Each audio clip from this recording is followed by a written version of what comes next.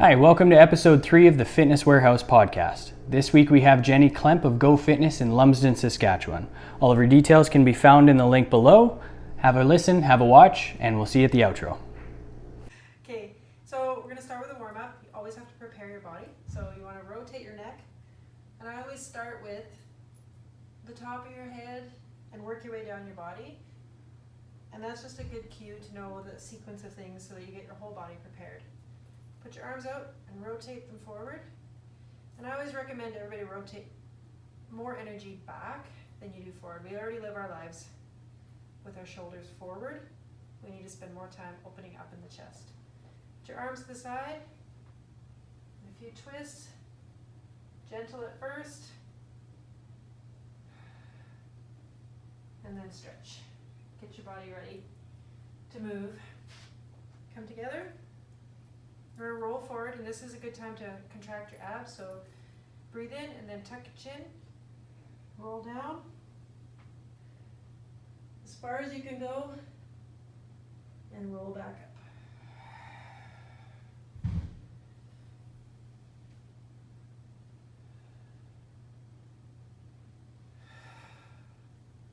From here, you're going to go into a few squats. Get those hips ready.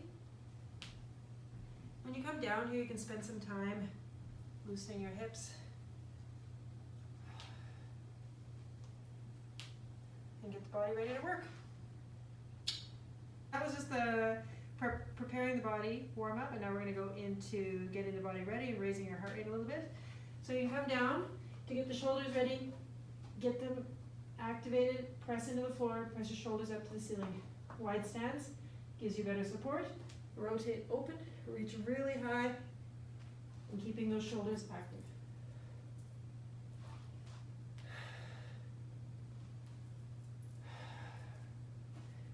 Go into some mountain climbers.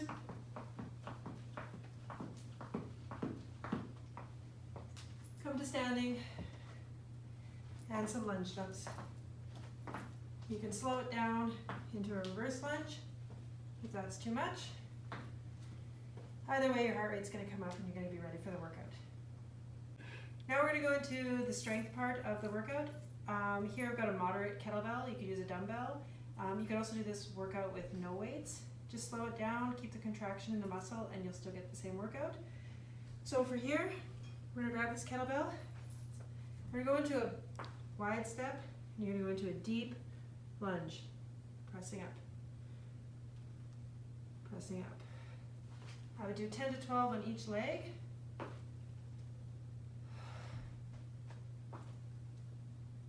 You can stay in it, press in and out to keep that tension, or step back out to recover.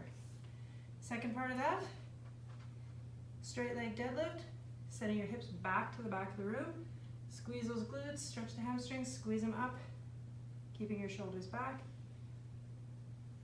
And the second part of that, come into a squat. So, straight leg deadlift, squat. So to continue this, we're going to work on some upper body, still keeping that heart rate up. We'll grab the kettlebell. You're going to want a moderate weight here. If you have any shoulder issues, you may want to do it with a lighter weight. Hold together. You can do this also with dumbbells. Shoulders back, and pull those elbows up high. Keeping control in the shoulders, upright rows. 10 to 12 of those. Come into a wide, for your second exercise, wider stance. Go into the squat, bicep curl, up. Squat, bicep curl, up. Come into a steady stance, feet directly underneath the hips. Raise it up, overhead, tricep extension. Mindful of your body being stacked.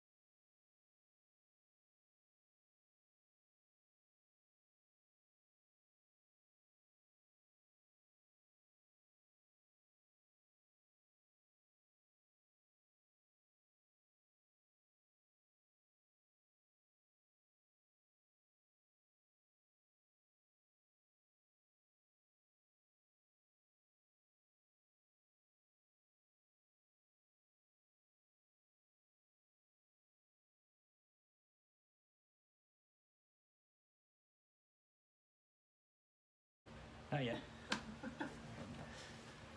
Okay, yeah, now we are recording. Okay. Alright, so welcome to episode 3 of the Fitness Warehouse podcast. Today we have Jenni Klempp of Go Fitness.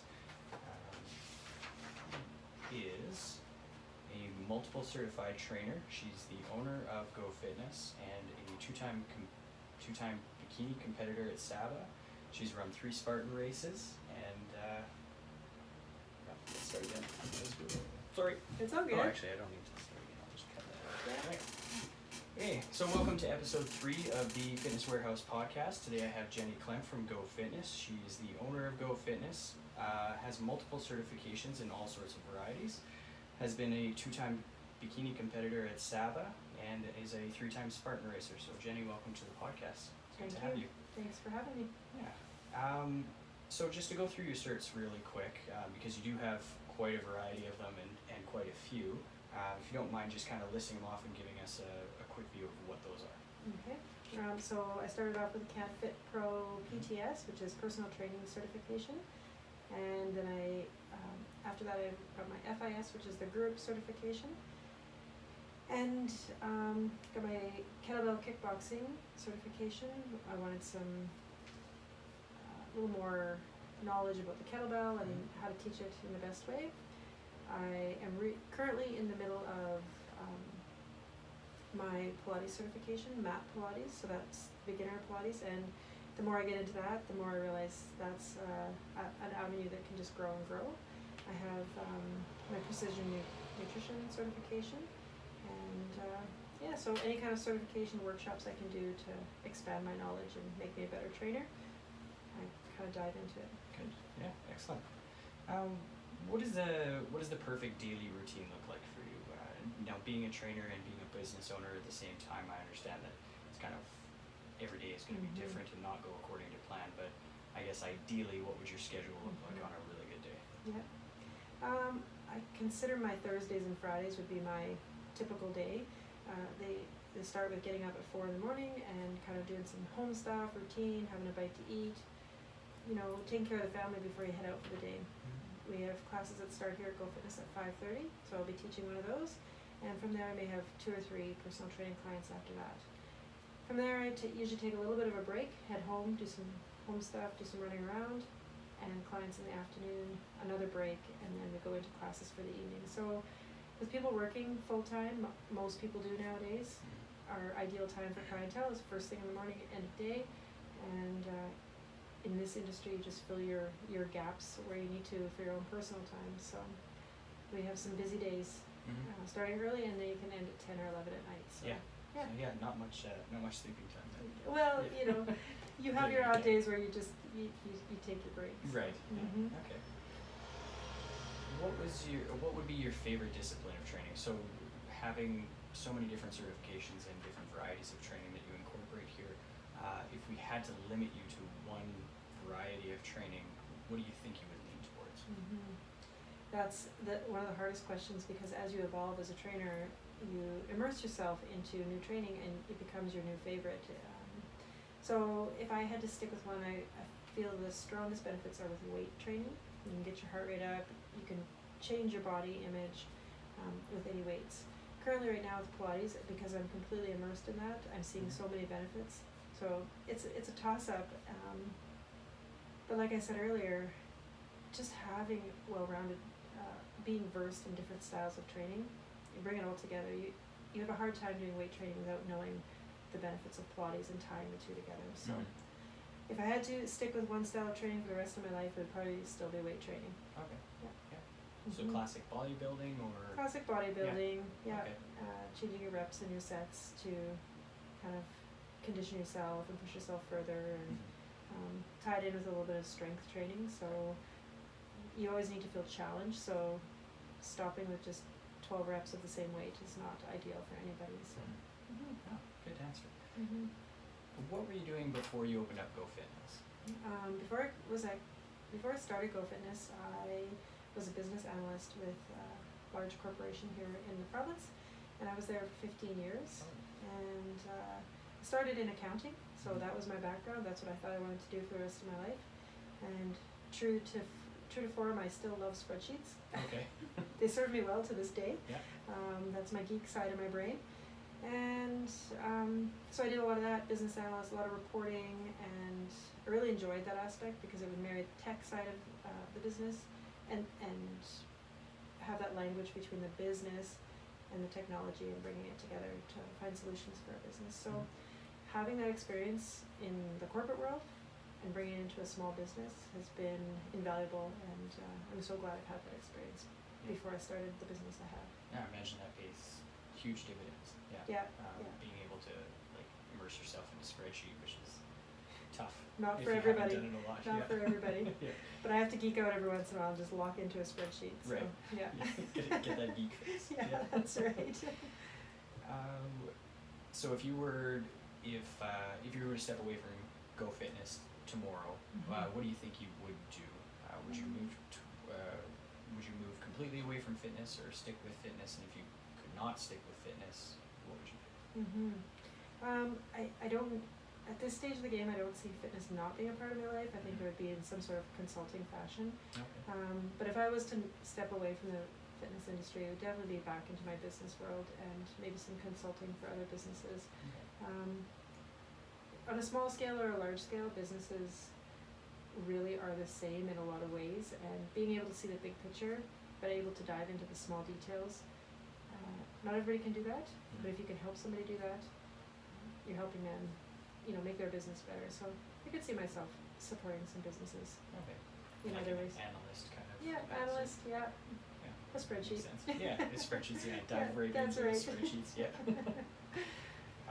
What do you think drives you towards fitness? So getting up at obviously 4 o'clock in the morning is very early, and having those late nights. What do you look for what inspires you to get up every morning and get into Go Fitness and get into that trainer's mode? Well, truth be told, you're not always like that. Yeah. Okay. And there's days where you're not like that, where you're like, why am I doing this? And actually, in a career, I think, like for me, I had a 3-month period where I was like, why am I doing any of this? You have to find your spark again and your why. And I guess it's been said many times, like, what is your why? It's kind of cliche, but it's really true. In the end, I want to feel good. I want a future for myself, and I see the bigger picture of what we're doing. We're not just working out one workout at a time. We're making impact on people's lives. Right. And when somebody can come back and say, hey, I hauled all my groceries out of the trunk of my car by myself, that's really the big picture. So the feedback from the clients kind of feeds you to keep you going. So there's so many reasons. Yeah.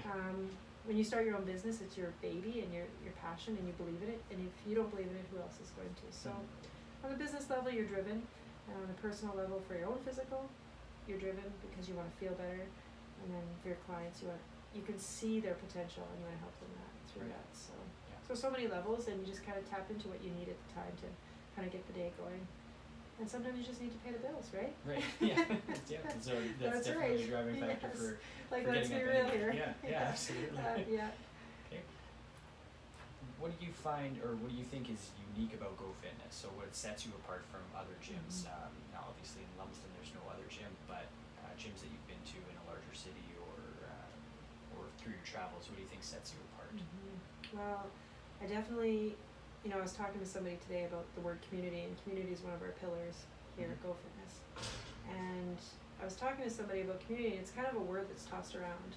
And I know you relate to the word community as well, but really it's your community. Right. So in a small town, there's a completely different vibe than a city. Okay. And you need to capture that. You need to be a part of it. You need to be with that community. You can't just come in and provide a service and then go home. You have to really know those people, know their children, know that they're going on a vacation in the winter, and check in on them. And really, that's what sets us apart. And something that we work with all of our trainers is make sure you're in contact with all your clients on a real level. You don't have to be having dinner at their house, but you need to be knowing what's going on with their lives and how can you help them. Because a lot of what we do isn't just physical, a lot of it is we're that safe place for them to feel free and kind of be themselves and get sweaty. That best hour of the day kind of. You hope to be. You hope to be. It might be the worst hour, but when they leave, they do be the best hour. Yes. Yeah. During. It's all relative. What time of the workout are you in? Yeah. So. Absolutely. Yeah. So what's the best part about what's the most challenging part about serving a small community? You know, it's a double-edged sword. It's pretty much the same thing, right? Everybody knows everything about each other, Right. and in a small community, and in any community, even if you're in a city, you're still part of a small community. Cliques, people don't like. You just really have to stay out of that stuff, out of drama and people's issues. But you'll have that anywhere. So when I think, oh, this is a small town and that somebody doesn't like somebody else, that's going to be anywhere you go. So you really have to just support people and say, listen, we're a safe place for everybody. And that is also one of our pillars is inclusion. So we include everybody. We have really strong athletes that come through our gym. We have competitors that come through our gym. And we have 90-year-old men coming to our gym. So we are really inclusive. And how can we serve them? We ask them, how can we serve them? So you struggle because you don't have the demographic of a big city. You're limited to your people you can serve. So you have to kind of be able to meet all those needs. Right. Yeah. That does seem like it would be very challenging to serve everybody from the Can't make everybody happy, but you can try, right? Yeah, absolutely. You were just recently at a Tony Robbins seminar? Yes. Yeah. Don't really have a specific question for it, so just kind of run me through it. Like, how did that affect you, I guess? Well, the Tony Robbins seminar I went to was, something that was like, oh, Tony Robbins, that would be cool to experience one day. Not thinking it would be anything I would ever do. And I was gifted from a friend to go on the trip. Okay. And she told me she saw potential in me and that I kind of just needed that. And it couldn't be any more true. I just needed something that supported me to make me better for this place. Okay. And it was just amazing. And there's definitely some cliches with Tony Robbins, and you can kind of live your life by his beliefs, and I'm sure you can get great successes. But there's just pieces out of there that I really needed to hear to kind of shift my thought process. Maybe struggling in business or struggling with personal relationships or, on decisions you need to make in the future. And it just helps you kind of build your confidence back in yourself, that you know what's best for you, and if you don't, you can pull in the right supports. So it's just, where in your life do you ever get a chance to spend 4 days, 12 hours a day, working on you, your emotions, your bullshit. Can I say bullshit? Yeah. Sorry. Your stuff that's going on in your life, your business, and bettering yourself. So it was 4 solid days of taking care of what needs to be done in life, and you don't get those opportunities because you're always working or you're always serving somebody or taking care of your family. So nice 4 days, 48 hours of, I guess, unplugging really, and then just digging deep into yourself. Yeah. That would be, you can't, I don't think you could possibly walk away from that having not felt some change. Oh, you are changed, and you just realize, it's just a little bit more you just need to do, and you can achieve the goals that you think are out of your reach. And it's just a reminder that, right there, just go. Yeah. And that you don't need somebody else to validate what you already know and what you're doing. You know things, and you're doing your best, so provide that to people, because people need help. And if you can do it, do it. Cool. Yeah, so it was really good. So moving on to our rapid fire questions. So these you're going to try and keep one word, maybe a sentence. If you really feel the need to dig into any of these, absolutely have at it, but we'll try and limit it a little bit. Okay. What's your favorite travel spot? Up to this point, it's been Mexico, but I have a dream spot. It's going to always be my favorite. Okay. Yeah, Thailand, I want to get there. So. Nice. Yeah, it's on the hit list. Yeah. Which part of Mexico? Well, I got married in Puerto Vallarta. I've been there many, many times. It feels like home when I go there. Yeah. So I like to travel other places, but if I could get away quick, that's where I like to go. So. Okay. Best drop-in gym that you've been to? Oh, I knew you'd ask this one. Yeah. Okay, I'll tell you. In LA, I went to Rise Nation, and it's Versa Climbers. It's like a spin house, but it's all Versa Climbers. Okay. No more than 30 minutes, and you will die. Yeah. And I loved it. Yeah, those things are nasty. Yeah, and it's like to music and to beats and different strides, and I was seriously nervous, and I loved it, and I'd go back any day. Yeah, I actually had no idea that there was a Versa Climber Center gym. That's really interesting. It's I don't know how you would teach that class, because they were teaching it too and talking, and if you've been on a Versa Climber for 10 minutes, you know death. Yeah. Right? Yeah, exactly. Yeah. Used as a very Yeah. a lot of times. Yeah. So. Okay, so plane's crashing. You're in the cargo hold. You got to find one piece of fitness equipment that you can land on the desert island and still stay relatively fit with until help comes. One piece. Oh, this is a really crazy question. One piece. So I guess for me it was a toss-up between maybe bands but I'm gonna go with a yoga mat. Honestly, Okay. I'm not a yogi. I really challenge myself with that. But in all honesty, to stay fit, you can just use your body weight, and I think you can just keep it going with that. And then it'd be a great double as a blanket or a rain tarp. So So it's functional. it's really survival, right? Yeah. You're not covering Yeah. up with an assault bike. Yeah, Yeah. that's right. That's right. There's a lot of great equipment, and if you're in the fitness industry, you really love equipment and you want it all, right? In the end, you can do a lot without any weights and equipment, but also using the tools with the best knowledge you can. So I don't know. There's so many things. Yoga mat's a different answer. Yeah, it is different out Okay. there. Yeah. All right, that's everything I have for you. So thank you Okay. for taking the time out of your day, and Yeah. we'll talk to you soon. Okay. All right, Thanks, Darren. Pause. Thanks for tuning in this week. Remember, Jenni can be found at Go Fitness Training on Instagram or on the web at gofitnesstraining.com. And Fitness Warehouse can be found on Instagram at Fitness Regina or on the web at fitnessregina.com. And we'll see you next time.